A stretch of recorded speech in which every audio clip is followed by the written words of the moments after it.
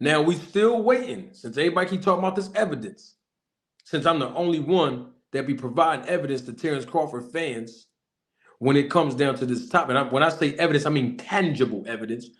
D-Town, you was here. We still haven't found no evidence. And you've been asking Victor Conti to show the evidence for the last couple of weeks, and we still waiting for the evidence of whether or not Terence Crawford was tested through VADA when he fought Sean Porter. Top Rank didn't have a muzzle rule. So by right, Terence Crawford's enrollment acknowledgement should have been publicized on VADA's website like everybody else. BLK Promise promoter at the time, Desmond Gums, he didn't have a muzzle rule.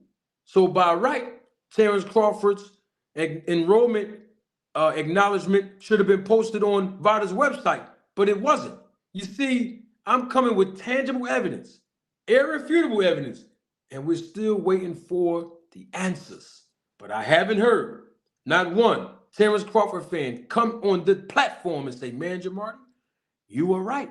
See, I've been telling them, D-Town, you've been telling them that the man possibly didn't get tested for VADA. And if he did, we're waiting for the results of the enrollment, not the results of the test, because they don't do that, but the results of the enrollment, because that's what their website said.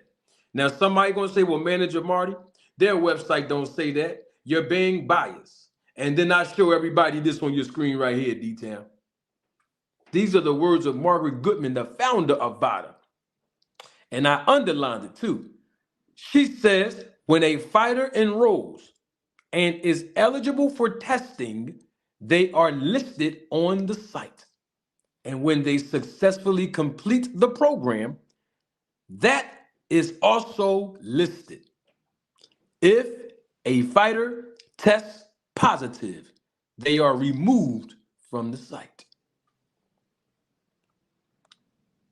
The founder of VADA said those words in an interview 10 years ago.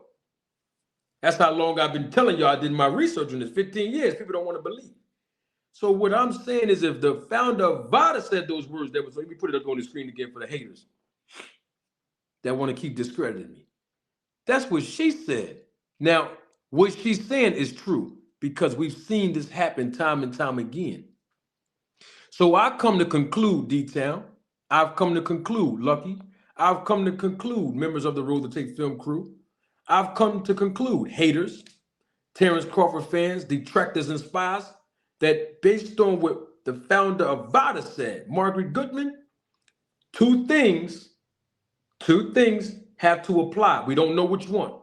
Either Terence Crawford didn't test, period, or Terence Crawford did test positive. According to her, according to what the process is, according to what the protocol is. I'm going to say it again for the people in the back. Either Terence Crawford didn't test, period, or Terence Crawford did test positive. They're the only two reasons why he's not listed on the website. Let me show it again, because I know somebody's going to try to go in the comment section and call me names and don't even want to look at the truth. When a fighter enrolls and is eligible for testing, they are listed on the website, and when they successfully complete the program, that is also listed. So that means if that is true, that what she said, right? That means that Terence Crawford did enroll. He was eligible for testing. He successfully completed the program. He should be on the site. So if he's not on the site, that means he didn't test, period.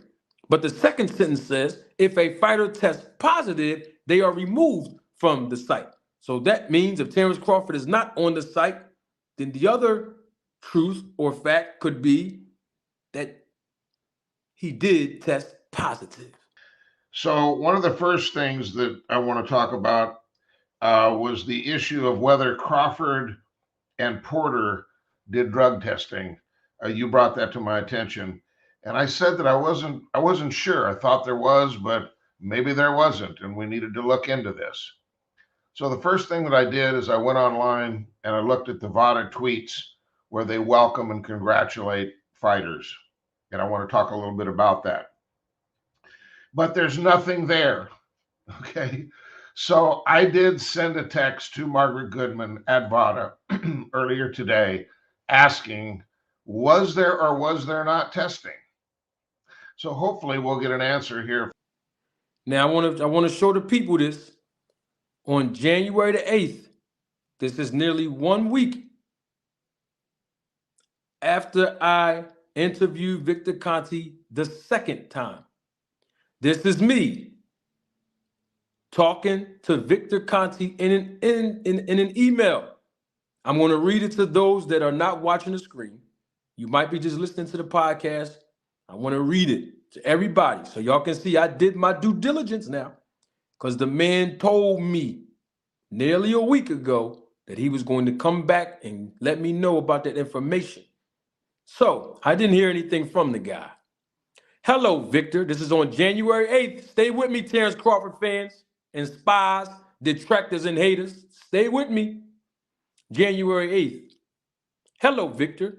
In our last public discussion interview last week, you mentioned that before you joined the podcast, you text Dr. Margaret Goodman requesting confirmation of whether Terence Crawford and Sean Porter underwent VADA testing for their fight in 2021. Did you receive any updates? This is the response from Mr. Victor Conti. I emailed him on January 8th at 6:28 p.m. You see it right there at the bottom of your screen. The next day, on January the 9th, look at the top of your screen. You'll see Victor Conti's name, and then you'll see the date, January 9th. He said, "Hi, Marty. Dr. Goodman has not responded to my request. Not sure why she has not responded yet. I will continue with another request. There may be a privacy request that was made by one of the parties involved." That was from Victor Conti responding to my email that I sent him on January the 8th. He responded the next day on January the 9th.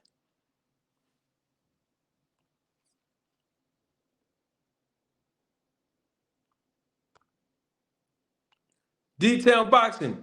Were you able to see that on your screen, brother?